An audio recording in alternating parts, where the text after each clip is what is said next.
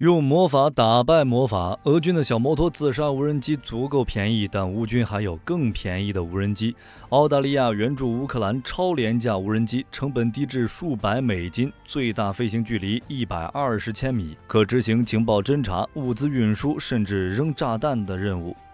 2023年3月3日，据澳洲媒体《澳大利亚人报》报道，澳大利亚政府正以每月100台的速度向乌克兰援助一款超级廉价的无人机。该款无人机名为 Cover PPDS， 由澳大利亚陆军和墨尔本 SYPAQ 工程公司合作研发，是一种消耗性的低成本无人机，基本上就是一次性产品，不用在乎损耗。运气不好被击落，成本也不高；运气好点能炸上1-2个俄军。如果运气爆棚，能将后勤补给给炸毁，那就简直赚大了。这个成本有多低呢？根据报道，单台的造价在1000澳元至5000澳元之间，约合677至3384美金。这个价格简直便宜到让人感觉不可思议。但当火力军看到实物图后，又沉默了。这个结构确定不是随便在网上买回来的廉价模型玩具吗？从视频中来看，澳大利亚援助的这款无人机就像是个中学生的作品，甚至很多学校业余爱好者做的航模都比它好看。澳洲媒体表示，该机的机身是由硬纸板和用来固定机翼的耐用橡皮筋制成。这样的描述无疑又印证了火力军的猜想。你说这种材料拼凑出来的玩意儿成本700美金，顿时火力军觉得这似乎也并不便宜了。随便在网上花100美金就能组装个类似的玩意儿。话说，别的国家援助乌克兰无人机，例如土耳其援助的 TB2 攻击无人机，美国援助的弹簧刀无人机，英国援助的 Marlon TRV-150无人机等等，其中有贵的也有便宜的。我们先不论价格高低，它们最起码都长得像个正儿八经的飞行器吧。但我们看澳大利亚这个硬纸板做的航模，你说这玩意儿能飞，火力军相信；但要说这玩意儿能执行军事任务，可就有点扯了吧？难道是无良媒体为了博眼球制造的假新闻？我们接着往下看。该报道中表示，该款无人机已经被送到了乌军的手中，有些无人机已经进行了60次的飞行，并且还引用了乌克兰驻澳大利亚大使瓦希尔·米罗什尼琴科的话。该款无人机的外观具有欺骗性，并且已经被乌克兰士兵用于各种任务。当你看到它时，看起来像是孩子们会玩的玩具，但是当你看到它能做什么的时候，就会感到很惊人。据我所知，他们在对敌人造成大量伤害方面一直非常出色。这样有板有眼的报道，看起来似乎不是假新闻。乌方大使都对其表示赞赏了。这款无人机似乎并没有外观看起来那么糟糕。于是火力军又找了许多该款无人机的相关资料，发现果然它并不是看起来那么简单。首先，报道里说这款无人机的机身材料为硬纸板，这就牵扯到一个问题：下雨天怎么办？飞还是不飞？飞的话被雨打湿是绝对的，这对于长途飞行简直就是灾难。雨水浸湿后，机身强度会受到影响，同时吸收的水分会使机身变重，质量分布不均匀，影响飞控。飞到一半不解体也得摔下来。不飞的话，遇到紧急情况需要侦察怎么办？毕竟作为军用无人机，全天候执行任务的能力是必备的。但仔细观察发现 Cover PPDS 的材质并不是纸板，而是聚苯乙烯板。证据就是板材中间并非纸板的黄色，而是白色泡沫板状。聚苯乙烯板是一种生活中常见的广告宣传板，几乎每家装潢打印店都有。各种贴墙上的广告画都是贴在这种板子上裁出来的。这种材料虽然不比硬纸板贵多少，但有个最大的优势就是不怕水。板材本身并不需要特别的防水处理，这就解决了下雨天飞行的问题。不过即使材质不同，但整体依旧是个拼装玩具的感觉。那么这架价值数千美金的无人机，相比网上100美金的航模，贵在了哪儿了呢？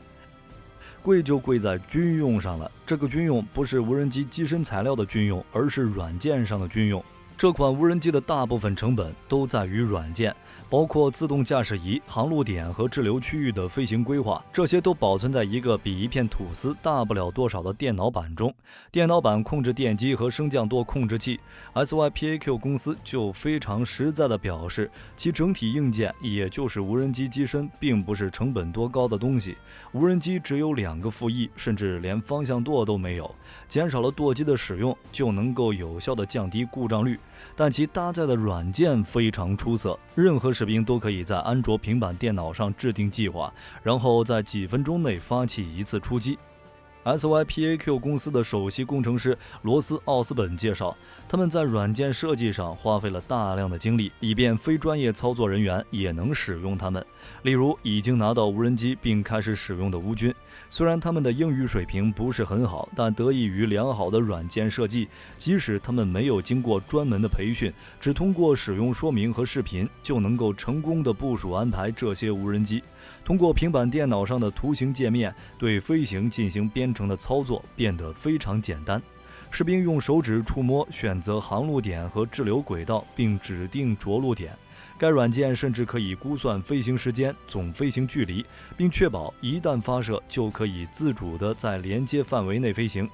该款无人机采用的制导系统也是军用级别，即使 GPS 失效也能自主降落。照这么发展下去，未来军用无人机的操作就真的跟儿童玩具差不了多少了。SYPAQ 这家澳大利亚企业直接按航模的标准制造军品，这无疑是一个另辟蹊径的想法。目测全世界迟早都要走上这条路，形成配备低成本、不占编制班组用无人机的趋势。虽然在澳大利亚宣传中，向乌克兰提供无人机是基于人道主义的，主要用来运送医疗用品、食物和水。不过，在乌克兰实际使用中，纸板无人机已经承担起情报收集、监视和侦察任务。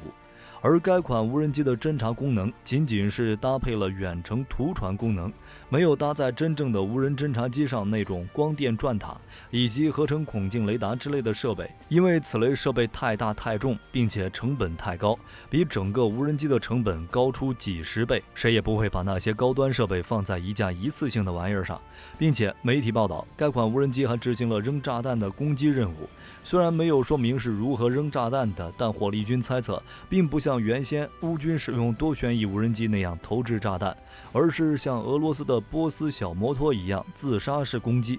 因为多旋翼无人机能够悬停，方便瞄准投掷，但固定翼无人机无法悬停，只能滑翔投掷，除非投掷制导炸弹，否则精度会大大降低。但这款无人机显然载荷达不到要求，因此只能采取神风特工队般的自杀式攻击，不仅可以对单兵实现点对点击杀，100多千米的航程，甚至还可以越境打击俄境内目标。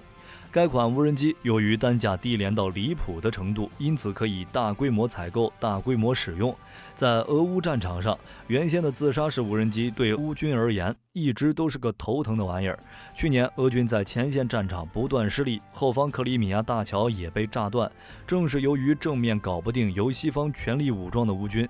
于是俄罗斯就从伊朗成批量引进波斯小摩托，几千架次对乌克兰全境展开大规模轰炸，直接将能源系统炸掉30%。这种小飞机雷达不容易发现不说，士兵也未必能在第一时间发现，即使发现后瞄准射击，也有可能就晚了。乌军有北约和美国的信息支持，即使有那么多先进的雷达、卫星、预警机给通风报信，在面对大量伊朗廉价的小摩托无人机打击时，照样也是损失惨重。现在更便宜的澳大利亚航模无人机横空出世，看起来有点不像回事儿，但本就是消耗性的玩意儿，低价反而成为了最大优势。该款无人机采用扁平包装设计，一个披萨大小的盒子就能装下24架无人机，这使得大规模运输变得非常容易。况且组装也很简单，士兵仅使用简单的胶枪、刀、笔和胶带等常见工具即可轻松组装，只有螺旋桨的最终组装才需要扳手。